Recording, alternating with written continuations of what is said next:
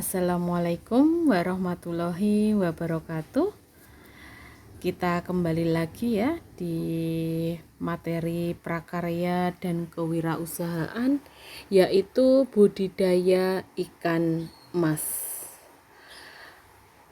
Silahkan diperhatikan apa saja sih yang dibahas di materi ini. Yang pertama ada deskripsi ikan emas, jenis-jenis ikan mas, alat dan bahan pemijahan, seleksi induk, pemijahan induk, penetasan telur, dan pembesaran anak. Deskripsi ikan mas. Bentuk tubuhnya memanjang dan sedikit pipih ke samping atau kompres. Sebagian besar tubuhnya tertutup oleh sisik, kecuali beberapa yang hanya mempunyai sisik yang sedikit. Ciri lainnya, moncongnya di ujung tengah atau terminal dan dapat disembulkan atau protaktol. Di bibirnya yang lunak ada gigi kerongkongan sebanyak 3 baris geraham. Selanjutnya, jenis-jenis ikan mas. Yang pertama ada ikan mas punten, yaitu tubuhnya relatif pendek seperti di gambar. Bagian punggungnya lebar dan tinggi, warna sisik hijau gelap, dan mata agak menonjol. Yang kedua, ikan mas merah. Sisiknya yang berwarna merah keemasan, gerakannya aktif, tidak jinak. Bentuk badannya memanjang, posisi punggungnya relatif lebih rendah dan tidak lancip, serta mata agak menonjol. Yang ketiga, ikan mas Yamato. Bentuk tubuhnya memanjang, sisiknya berwarna hijau kecoklatan. Ikan mas ini banyak dibudidayakan di Asia Timur.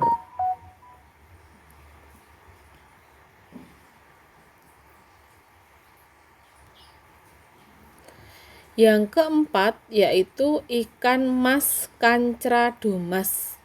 Bentuk tubuhnya memanjang, sisik punggung berwarna gelap, semakin ke arah perut, warnanya semakin terang keperakan. Yang kelima yaitu ikan mas Fanci. Bentuk tubuhnya memanjang, sisiknya berwarna putih kuning dan merah. Pada tubuh terdapat totol-totol berwarna merah. Selanjutnya ada ikan mas kumpai, siripnya panjang dan berumbai, warna sisiknya bervariasi antara kuning dan dihiasi bintik hitam pada punggungnya. Kadang-kadang ikan mas ini juga dimanfaatkan sebagai jenis ikan konsumsi. Perhatikan, ini adalah alat dan bahan yang digunakan untuk pemijahan. Ada ember, ada aerator, kemudian ada timbangan. Selanjutnya ada jala, kemudian ada air, ada kakaban, kemudian ada kolam. Pada saat melakukan pemijahan, yang pertama kali dilakukan adalah seleksi induk. Calon induk harus punya karakter morfologis dengan kriteria sebagai berikut. Bentuk tubuh kekar, pangkal ekor kuat dan lebar, sisik besar dan teratur, warna cerah, kepala lancip, dan lebih kecil dari lebar tubuh. Yang kedua, calon induk harus berasal dari keturunan yang berbeda, baik jantan maupun betina. Selanjutnya, calon induk harus mempunyai sifat cepat tumbuh, sehat, tahan terhadap penyakit dan perubahan lingkungan, serta responsif terhadap pakan. Kriteria calon induk ikan mas. Untuk induk jantan, sehat dan tidak terdapat cacat, sisik teratur, gerakan lincah, lubang kelamin tidak menonjol, lapisan dalam sirip dada licin, badan bagian perut melebar. Yang B, induk betina, kepala relatif kecil dan bentuknya agak meruncing. Yang B, badan tebal dan berpunggung tinggi. Yang C, sisik teratur rapi. Yang D, sirip dada halus dan batang ekor lebar dengan sirip ekor lebih terbuka. Selanjutnya, media pemijahan induk. Jadi sebelum dilakukan pemijahan, maka kita lakukan dulu yaitu media pemijahan induk kita sediakan dulu, yaitu kolam tanah atau air tenang, kemudian kakaban. Pemeliharaan induk. Pemeliharaan indukan jantan dan betina harus terpisah.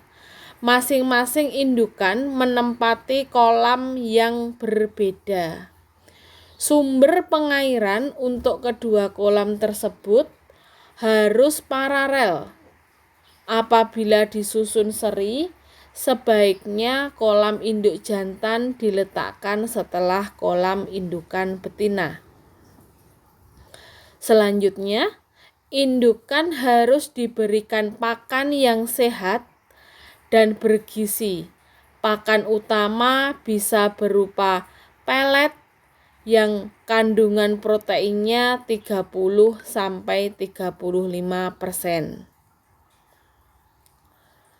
Pemijahan induk, langkah-langkahnya. Yang pertama yaitu menyiapkan kolam untuk pemijahan, kemudian masukkan indukan betina dan jantan bersama-sama, kemudian pelepasan indukan biasanya berlangsung pada sore hari, kemudian lakukan pengamatan kakaban setelah 24 jam sejak indukan dimasukkan. Kakaban yang sudah berisi telur sebaiknya digoyang-goyangkan. Kemudian lakukan pemindahan ke kolam penetasan telur.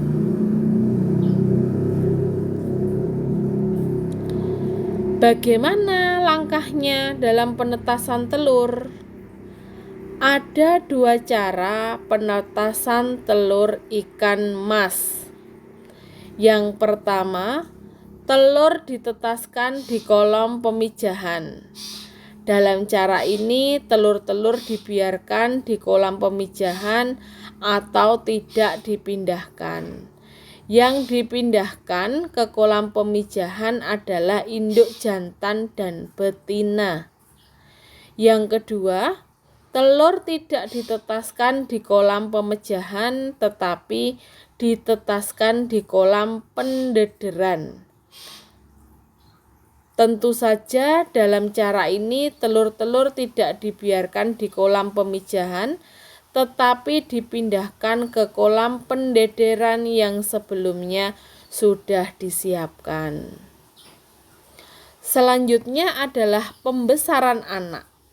Siapkan kolam yang akan digunakan. Gunakan benih ikan mas yang berukuran 10 gram per ekor. Kemudian berikan pakan utama berupa pelet dengan kadar protein 25%. Dosis pemberian pakan sebesar 3-4% dari bobot ikan. Frekuensi pemberian pakan 3 kali sehari diberikan pada waktu pagi, siang, dan sore. Dalam waktu 3 bulan, bobot ikan akan naik sekitar 30-400 gram per ekor. Sehingga ikan sudah bisa dipanen. Terima kasih, itulah tadi sekilas tentang budidaya ikan mas. Semoga bermanfaat.